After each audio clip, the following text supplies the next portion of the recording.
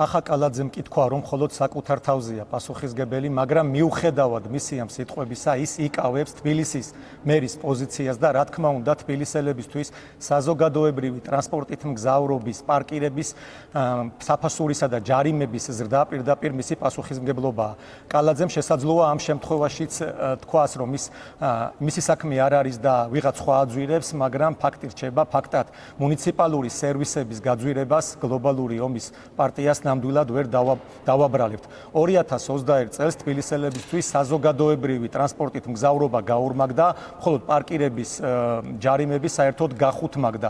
აქ მთავარი პრობლემა არის ის, რომ ფასების ასეთ მასშტაბურ ზრდას არ მოჰყოლია სერვისის გაუმჯობესება.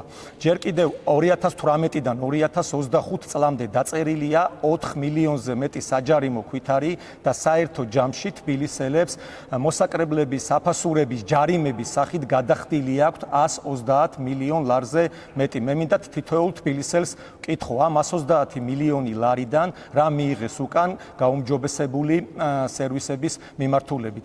კახა კალაძემ ჯერ კიდევ 2017 წელს დადო პირობა, რომ მოაწყობდა მიწის ზედა და მიწის ქვეშა პარკინგებს, მაგრამ ამ დაპირებიდან 9 წლის გასვლის შემდეგაც თბილისში საპარკინგი ადგილები არ არის. ალბათ ნებისმიერი თბილისელი დამეთანხმება, რომ დღეს თბილისში არაერთი რაიონია, სადაც მანქანის გაჩერება ფაქტობრივად შეუძლებელია. უფრო მეტიც ყოველწლიურად მცირდება საპარკინგი ადგილების რაოდენობა.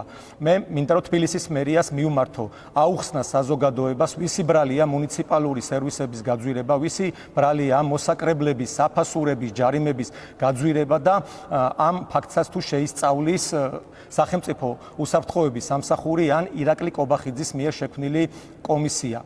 საბოლოოდ მინდა ვთქვა, რომ კახა კალაძემ კარგად უნდა იცოდეს, რომ ის არის თბილისის არჩეული მერი და მისი პასუხისმგებლობა აბსოლუტურად ყველაფერი, რაც თბილისში ხდება, როდესაც მან გამოთქვა პრეტენზია და საკუთარი კანდიდატურა წამოაყენა თბილისის მერად, ამით ერთგვარი სოციალური პროექტი დადო თბილისის მაცხოვრებლებთან და ამიტომ როცა მოქალაქე იხდის მეტს და იღებს ნაკლებს, ეს არის რა თქმა უნდა მისი პირდაპირი პასუხისმგებლობა.